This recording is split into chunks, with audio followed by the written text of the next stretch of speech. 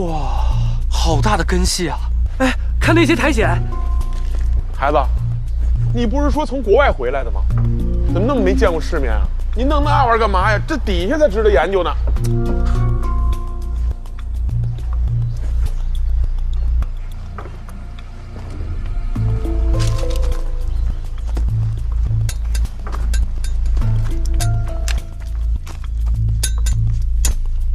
哎，老陆，啊，你给看看，这驮石碑的是什么东西啊？咱不是见过这东西吗？我什么时候见过这东西啊？泰安，广代庙。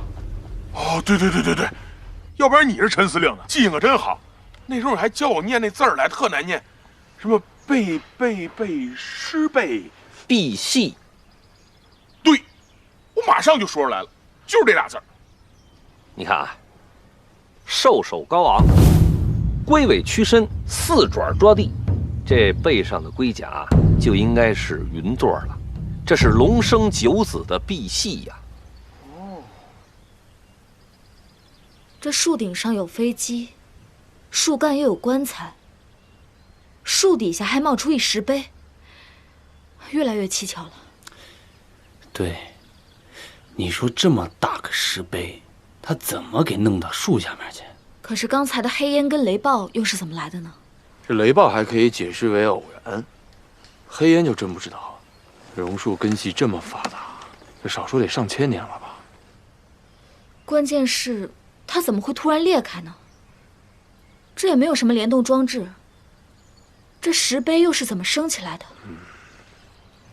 这上面写的什么字啊？这是大篆吧？老陆，赶紧看看上面写的什么呀？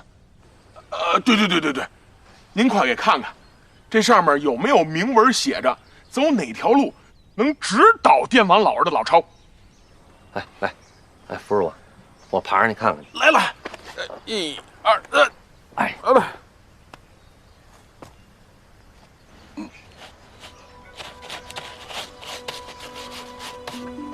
宿世允作，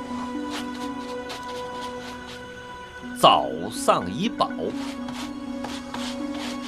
抱气幽浅，永归号里，徽阴骤枕，背鸾见带，一。哎，我说陆大爷，咱别念了，念的是真好啊。可是我刚看了一下，不光是我，都没听懂。您给翻译翻译吧。这大概意思就是说呀，秦始皇下设3个郡，到秦末年楚汉争雄，天下大乱，这3个郡呢，郡王啊各为其主，而且自立成武。后来呢，汉定了天下，这汉武帝呢就跟滇王啊索要这个神器凌霄珠。滇王跑到滇西的深山里面，哼去，不是修行去了。这上面还说呀，这凌霄珠是地母所化的凤凰，他们认为啊，借这个东西可以脱胎换骨，得道成仙。老陈，你看这个，千金难在，形随道灭，水龙运中，师姐成仙。嘿嘿，他琢磨着师姐成仙呢。师姐啊，师姐哪儿呢？长得好看吗？尸体的尸。哦，你说的是尸体腐烂分解？我们说的师姐成仙啊，是道教神仙法术中一种飞升成仙之法，讲的是得道之人死后把尸体留在世间，自己解化仙躯。最近有本小说讲的就是这个，自己看看去。老陈啊，你太难为人孩子了。我估计他呀，中国字都认不了几个，还看小说呢。这上面的古文字您都认识啊？哎呦，那当然了，这算什么？我们老陆本事大着呢。我一直觉得中国古代的文字有一种神秘的美感，这么愁找不到老师呢。陆老师，我能这么叫您吗？嘿，求知欲望强，这是好的。以后有什么不明白的尽管问。刚才说那师姐那事儿，都明白了吧？我大概听明白了，是不是就像蝉蜕？哎，就这意思。教你一成语啊，金蝉脱壳。金蝉脱壳，这滇王墓要是真如上面所说，树中玉棺就应该是主穴四周的几个星位之一，那咱们这算是破坏了主穴风水啊！哎呦，那这事儿是不是挺严重的？要不然，刚才差点遭雷劈了呢。应该不至于吧？打扰谈不上。据这上面写啊，这个滇王啊，他崇尚的应该是巫邪之道，他身边的重臣啊，应该都是风水术士这类人。这个陪陵的主人，估计已经仙解而去了，所以它是空的。陆老师，我有个问题，说啊，当生命终结的时候，新陈代谢停止，细胞全部死亡，然后细菌侵入，尸体分解为霉菌、单糖、水、氨基酸、脂质，这好像跟您说的仙解没有什么关系吧？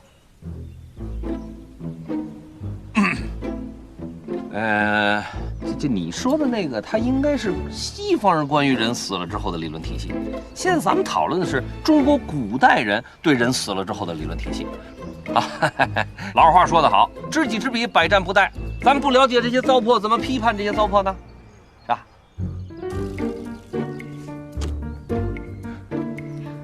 老陆，那这上面有没有记载关于滇王墓位置的信息啊？这还真没说。行吧，看来没什么捷径了，咱还是按照原计划，顺着蛇爬子河往上走，出发。哎，别就这么走了呀！这好不容易看见这么一好东西，我得把它踏下来呀！陆老师，我来帮你。哎，好，给我那包拿来，好，包拿来。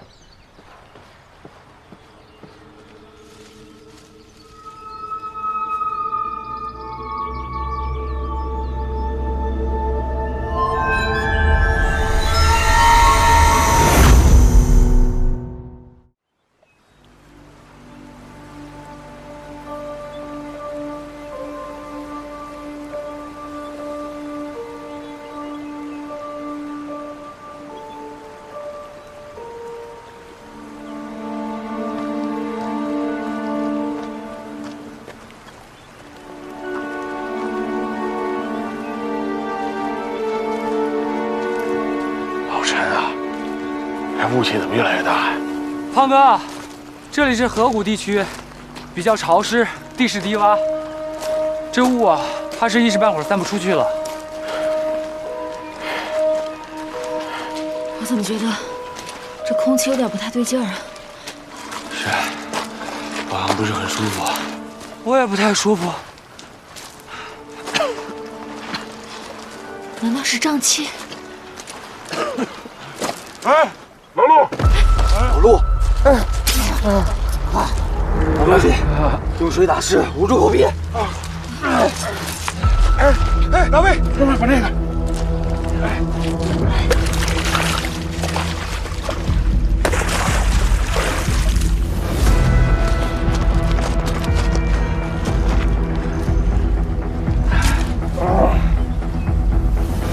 我说老陈，咱努力，冲出去得了。这毒障的范围不知道有多大，现在冲出去还不知道能不能出来。那怎么办？要我回手？人在运动当中是喜欢加快，会吸入更多的氧气。前也不行，后也不行的，不能在这等死。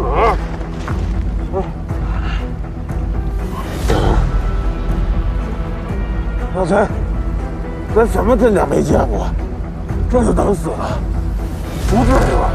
师傅，能动，向后面就听我的。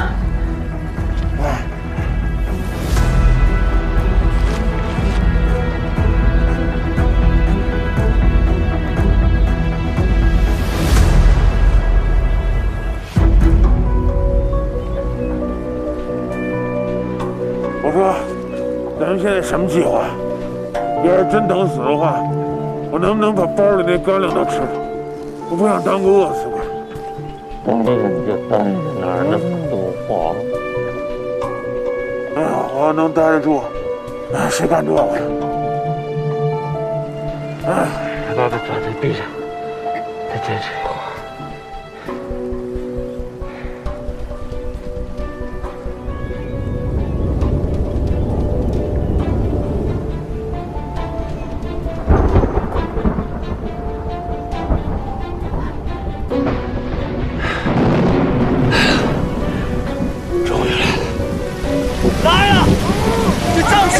水就会消散的。老陈，来，咱们趁着现在冲出去吧！前面什么情况也不知道，雨停了，瘴气上来怎么办啊？哎，你怎么一点冒险精神都没有啊？啊！你爸爸怎么教导你们的？哎！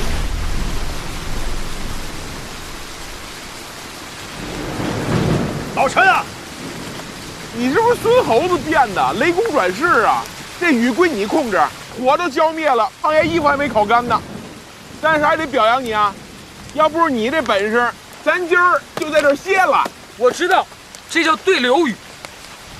这低纬度热带地区啊，经常下，一般在午后。这俗话说得好啊，早看东南，晚看西北。进河谷之前啊，我就发现这东南方向有高积云，加上这昆虫低飞啊，我想中午前后肯定会下雨的。厉害！幸好咱们碰上这场大雨，要不然就被困死在里面了。哎，雨下的好啊，来的正是时候。哥，你之前说这叫瘴气是吗？对，是指南部西南地区山林间湿热蒸发能治病的一种气体。我还记得啊，这《后汉书·南蛮传》说这南州啊，水土温热，加有瘴气，致死之人10之4母啊。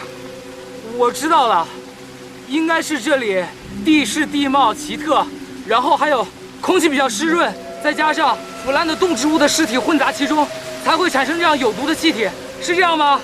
差不多是这原理吧。但还有一种可能，此处接近大型墓葬，有可能tiên王在入殓之后啊，利用古玉低凹的地形，在深处不通风的地方种植了大量的有毒植物，这样一来就在王墓的四周形成了一道天然的屏障。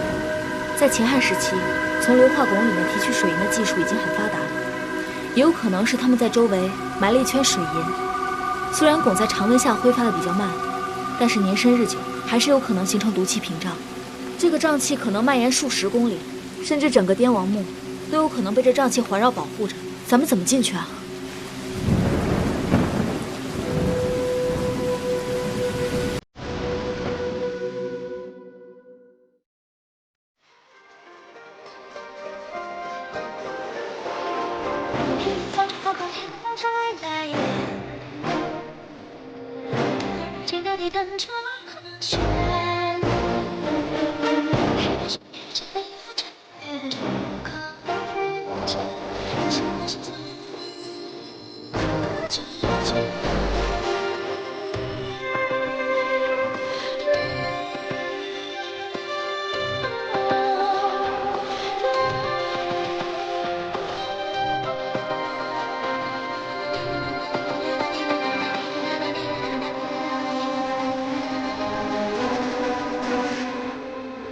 没有什么阶梯边界，没有什么深情离别，从完美表现，还在旁边盘地10年。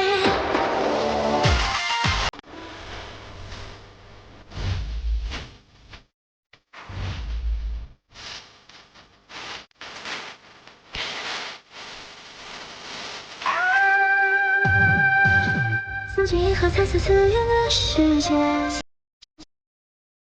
是谁在你细细相依的空间？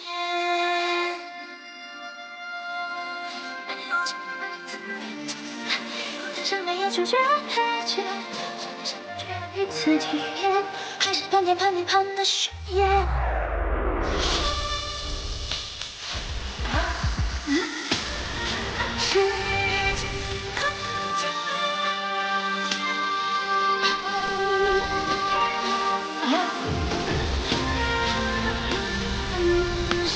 什么？